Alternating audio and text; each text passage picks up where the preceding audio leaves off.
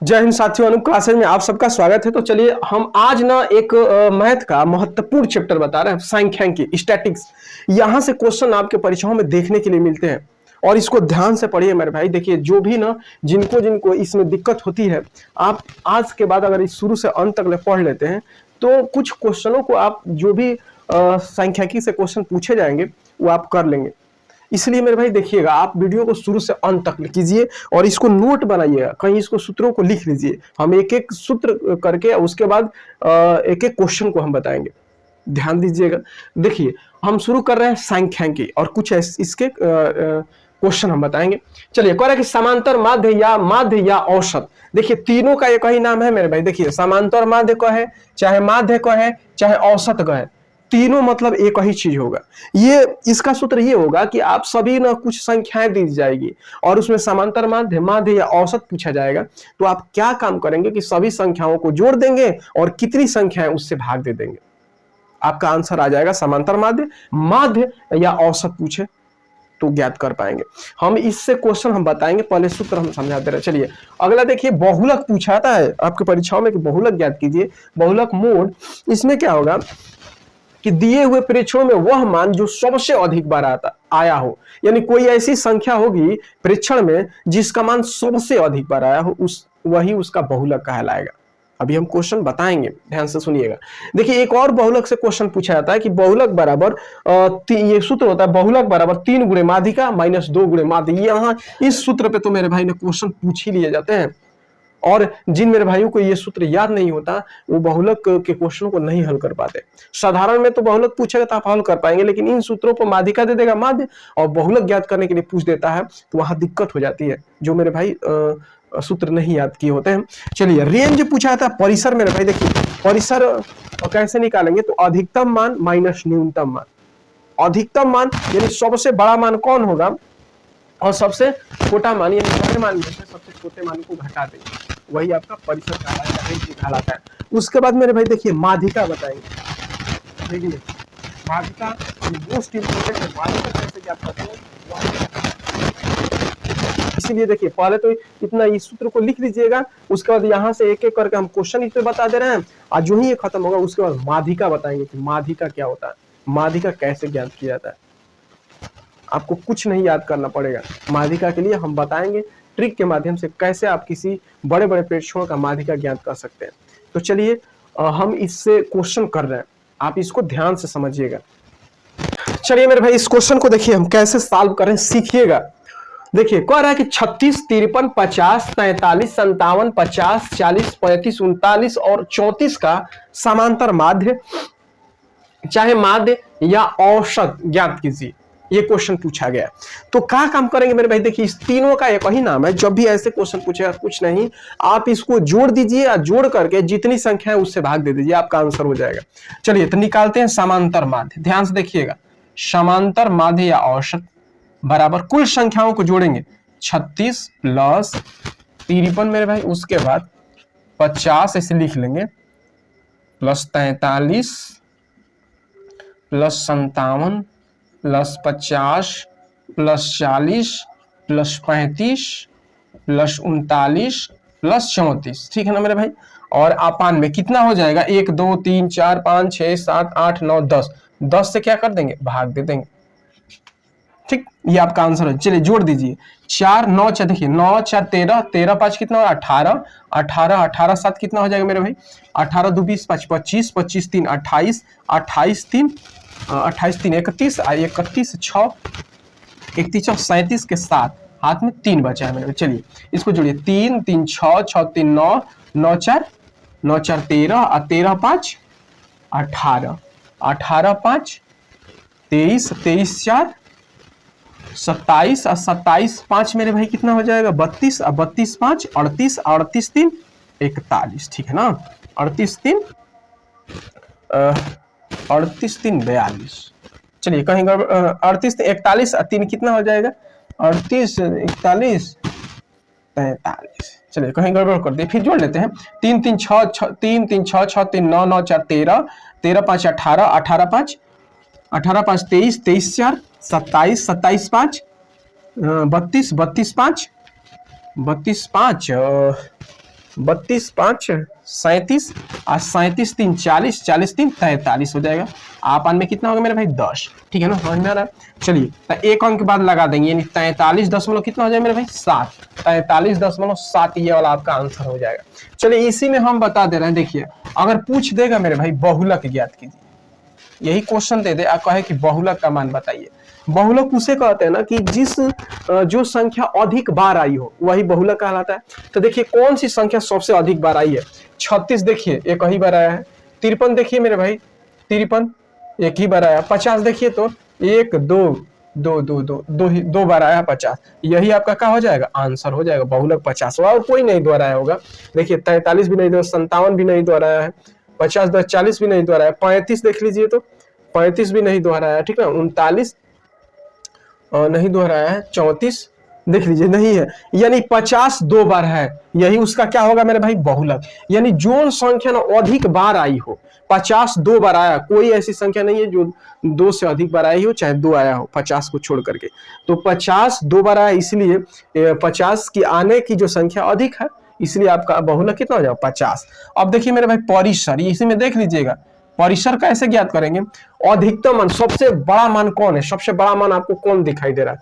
देखिए 57 से कोई बड़ा नहीं है मान, देख लीजिए, यानी अधिकतम मान 57 माइनस न्यूनतम मान देख लीजिए, न्यूनतम मान सबसे कम मान, सबसे छोटा मान 34, 34 से नीचे कौनो नहीं है। 34 घटा दीजिए कितना हो जाएगा, 7 में से 4 गया 3 और 5 में से 3 गया 2, तो परिसर कितना हो जाएगा 23। समझ में आया। समांतर माध्य, माध्य, औसत, कुल संख्याओं को जोड़ करके उस कितनी संख्याएं भाग दे देंगे, आ जाएगा औसत, समांतर माध्य, माध्य। उसके बाद अगर बहुलक पूछे, एक और बहुलक का हम बताए हैं जो 3 गुणे माध्यिका माइनस 2 गुणे माध्य, उस पर क्वेश्चन हम कराएंगे, पहले इसको समझ लीजिए। सबसे जो संख्या अधिक बार है, जैसे मान लीजिए हम लिख दिए 1 8 7 1 3 5 1 2, देखिए इसमें बहुलक पूछेगा तो 1 2 3, देखिए 1 होगा बहुलक, क्योंकि एक न एक जो संख्या अधिक बार आई है। समझ में आ रहा। परिसर क्या करेंगे, सबसे अधिकतम मान में से सबसे छोटे का मान क्या करेंगे, हटा देंगे, सबसे बड़ा में से सबसे छोटे का मान, अधिकतम माइनस न्यूनतम। समझ में आया मेरे भाई। ये औसत है, चाहे माध्य पूछे चाहे समांतर माध्य पूछे, आप ऐसे ही हल करें। चलिए अब बहुलक बता दिए, परिसर बता दिए, अब हम बताएंगे मेरे भाई माध्यिका कैसे निकाला जाता है। उसके बाद एक आध क्वेश्चन और करा देंगे, माध्यिका किस प्रकार हल किया था, माध्यिका से क्वेश्चन पूछे जाते हैं। तो चलिए अब माध्यिका हम बता रहे हैं, इसको समझिएगा।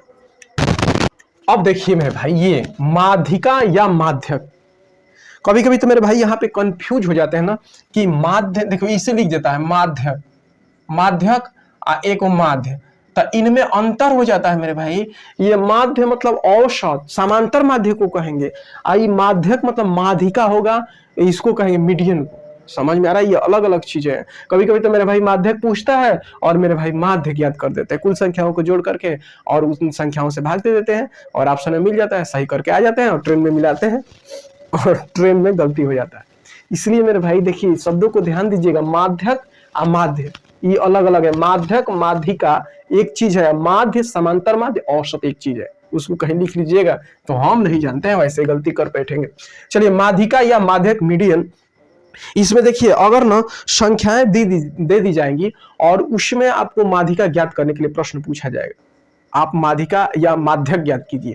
तो देखिए इसकी दो स्थिति बनेगी, अगर ना n एक विषम संख्या आ जाए, अभी हम बताएंगे, आप पहले हम जो चीजें कह रहे हैं आप बस लिख लीजिए, नोट कर लीजिए। अगर ये चीजें नहीं याद होगी तो भी हम बता देंगे कि आपको हल कैसे करना है एग्जाम में। आपको सूत्र एकदम याद नहीं करना है, कुछ अलग तरीके से आप क्वेश्चन को सॉल्व करेंगे जो कि कम समय में होगा। लेकिन पहले तो हम विस्तार से हम बता दे रहे, पहले सुन लीजिए। कह रहा है कि यदि n एक विषम संख्या है तब माध्यिका बराबर क्या हो जाएगा मेरे भाई, n+1 अपन में 2वें प्रेक्षण का मान, 2वें पद का मान या प्रेक्षण का मान। चलिए अब यहां से दूसरा देखिए स्थिति, और कह रहे यदि n एक सम संख्या है तब क्या होगा, माध्यिका का सूत्र n अपन में 2वें प्रेक्षण का मान या n अपन में 2वां पद का मान प्लस n अपन में 2+1वां पद का मान अब बटा में 2 होता है। नहीं याद है तो भी हल हम बताएंगे कैसे करना है, लेकिन पहले मेरे भाई इसको नोट कर लीजिए। अब हम माध्यिका या माध्यक से क्वेश्चन बता रहे हैं। जो कि सूत्र से आप करना चाहते हैं वो भी करेंगे, बिना सूत्रों के माध्यम से करेंगे वो भी आप कर लेंगे। तो ध्यान से समझिएगा, और ये क्वेश्चन ना आपके हर एक परीक्षाओं में पूछे जा रहे हैं, पूछे जाएंगे भी। और हम ऐसे क्वेश्चन देखिए, इससे रिलेटेड ऐसे क्वेश्चन हम रखेंगे जो कि पिछले परीक्षाओं में किसी न किसी में पूछा ही गया। आप इस बात को ध्यान दीजिए। तो चलिए इसको नोट कर लीजिए, हम इस पे क्वेश्चन बता रहे हैं। चलिए देखिए क्वेश्चन को, करा कि संख्याओं 3, 1, 1, 5, 2, 3 और 7 की माध्यिका ज्ञात कीजिए। पहले तो ये देखिए ना मेरे भाई कि जितने भी दी गई संख्या हैं, पहले इस दी गई संख्याओं को पहले माध्यिका ज्ञात करने से पहले आरोही या अवरोही क्रम में संख्याओं को सजाएंगे। पहले तो ये काम जरूर करेंगे, नहीं तो गलती कर बैठेंगे। याद रखिएगा, पहले दी गई जो भी संख्याएं होंगी उसको आरोही या अवरोही क्रम में सजाएंगे। तो पहले आरोही क्रम में सजाइए। आरोही क्रम, बढ़ते क्रम, बढ़ते क्रम, बढ़ते क्रम मतलब असेंडिंग ऑर्डर मेरे भाई, छोटे से बड़े की ओर। तब पहले कॉमन लिखिए, 1, 1 2 बार है, लिख लिए। 2 कितनी बार है? 1 ही बार है मेरे भाई। 3 कितनी बार है? 2 बार है, हो गया ना। उसके बाद 5 है, उसके बाद 7 है। 1 2 3 4 5 6 7, 1 2 3 4 5 6 7। यानी देखिए कितनी संख्या है? 7 संख्या है, एक भी छुट्टी नहीं है। देखिए 7 इसमें है, 7 इसमें है, एक भी नहीं छुट्टी है। यानी n का मान कितना है? 7 है। गिनिए, 1 2 3 4 5 6 7। ये वाला 7 नहीं कह रहे हैं, ये संख्याएं 7 है, ये याद रखिएगा। कौन को संख्या है? 1 2 3 4 5 6 7 है। ये 8 रहता है ना मेरे भाई, देखिए इसके जगह ये हम 8 लिख देते हैं तो संख्याएं 7 ना है। 1 2 3 4 5 6 7, 7 को संख्या है, ठीक ना। ये मत समझिए कि ये वाला 7 कह रहे हैं। चलिए तो n का मान कितना है? 7। ये क्या है मेरे भाई? विषम। 7 क्या है? विषम है। अब जब विषम होता है तो माध्यिका का सूत्र क्या होता? नहीं याद है, फिर भी हम बताएंगे। देखिएगा पहले सूत्र से कीजिए। विषम के लिए क्या बताए हैं? n + 1 अपन में 2वां पद का मान, पद का मान या प्रेक्षण का मान वही चीज होगी। चलिए n + 1 यानी 7 में एगो जोड़ेंगे 8, 8/2 तो 2 चौके 8, चौथा पद का मान। ये आपका आंसर नहीं होगा, चौथा पद का मान। गिन लीजिए चौथा पद जो सजाए, 1 2 3 4 क्या होगा मेरे भाई? इसका मीडियन माध्यिका ना 3 होगा आंसर। क्या होगा? 3 होगा। चलिए अब मान लीजिए कि आप बहुत कम समय में अगर हल करना चाहते हैं, अगर आपको सूत्र नहीं याद है तो कुछ मत करना मेरे भाई। देखो क्या करना है, भले सजा लीजिएगा। सज गया है, विषम है। देखिए 1 2 3 4 5 6 7, जब भी विषम आ जाएगा ना, जब भी मतलब संख्याएं 1 2 3 4 5 6 7, 7 वो संख्या है तो 7 क्या है? विषम है। तो जब भी विषम आ जाएगा तो बीच वाला ना एक ही आएगा उसमें मान। देखिए अलगिया दीजिए, ये 3 गो इधर अलग हो गया और ये 3 गो उधर अलग हो गया, अब बीचवा में जो बचा है ना यही क्या कहलाता है? माध्यक या माध्यिका। अब डायरेक्ट इसका माध्यिका क्या होगा? 3 होगा, या माध्यक क्या होगा? 3 ही होगा। समझ में? जब विषम आ जाएगा, जब n का मान विषम आ जाए, n क्या है? संख्याओं की संख्या है, कितनी संख्या है। जब n का मान विषम आ जाए तो विषम में देखिए एक बीच का पड़ेगा, कितना भी संख्या। जैसे मान लीजिए 5 को संख्या लेंगे तो 2 इधर 2 इधर बीच में को पड़ेगा। समझ में आ रहा है? जैसे देखिए मान लीजिए अगर हम पूछ दें कि जैसे 4 3 8 2 और 1 में बताइए माध्यिका, तो क्या होगा मेरे भाई? सजा दीजिए, 1 2 3 4 8। ये कितनी संख्या है? 1 2 3 4 5 को संख्या है ना। कितनी संख्या है? 5 को संख्या है। n का मान विषम है तो अलगिया दो, हाई 2 इधर हाई 2 अलग, तो क्या होगा? माध्यिका 3 हो जाएगा। माध्यक या माध्यिका 3 होगा। समझ में आया? विषम होगा मेरे भाई तो बीच वाला होगा। नहीं तो एक और चीज है इसका, आप कम समय में हल करने का। देखिए ये कितना 5 है ना, 5 नहीं ना 2 से नहीं ना कटेगा, तो 2 से जब नहीं कटेगा तो आप 5 में एगो जोड़ दीजिए। एगो जोड़ देंगे तो 2 से कट जाएगा, हटाएंगे तो भी कट जाएगा, लेकिन घटाना नहीं है। एक जोड़ दीजिए, 5 1 6 और बटा में 2 2 3 6, तीसरा पद 1 2 3, तीसरा पद 3 है, तो भी हल हो जाएगा मेरे भाई। समझ में आया है? चलिए तो अगला क्वेश्चन करते हैं। चलिए मेरे भाई इस क्वेश्चन को हल करते हैं। देखिए कह रहा है कि 5 2 7 8 1 4 की माध्यिका ज्ञात कीजिए। पहले तो इसको सजाएंगे आरोही क्रम में, आरोही क्रम में नहीं, आप अवरोही क्रम में भी सजा सकते हैं, आपका जिसमें मन वैसे सजा सकते हैं। चलिए सजा रहे हैं। कम छोटका 1 हो गया, 2 हो गया, 2 के बाद 1 लिख दिए, 2 लिख दिए और 2 के बाद 4 लिख दिए हैं, ठीक है ना। 4 के बाद 5 है, उसके बाद 7 है। कितना? 1 2 3 4 5 6, 1 2 3 4 5, एगो छूटा है। क्या छूटा है? 8। 1 2 3 4 5 6, 1 2 3 4 5 6 सभी संख्या लिख दिए मेरे भाई। देखिए 6 संख्या लिख दिए। अब n का मान गिने हैं तो कितना है 6, क्या है सम है, जो कि क्या है सम है। अब चलिए तो सम के लिए हम क्या बताए हैं, माध्यिका के लिए सूत्र ध्यान दीजिए, अगर माध्यिका नहीं याद है तो भी हल कर पाएंगे। देखिए n अपन में 2वां पद का मान ठीक, प्लस n अपन में 2 + 1वां पद का मान अब बटा में 2 हो जाएगा मेरे भाई। देखिए इस प्रकार।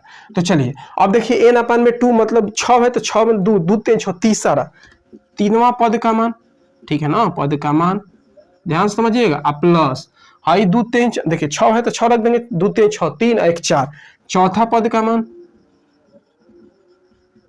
बटा में 2। अब यहां देखिए मेरे भाई, हाई 3 और 4 को नहीं जोड़ेंगे, कह रहा है कि 3वां पद का मान और चौथा पद का मान बटा में 2, तब तीसरा पद का मान कितना है 1 2 3 और चौथा पद का मान क्या है 5 है, तो 4 + 5 बटा में 2, तो 5 4 9 बटा में 2 कटा दीजिए, 2 चौके 8 और 2 5 10 4.5, यानी कौन सा ऑप्शन होगा, ऑप्शन नंबर ए सही होगा। समझ में आ रहा है मेरे भाई।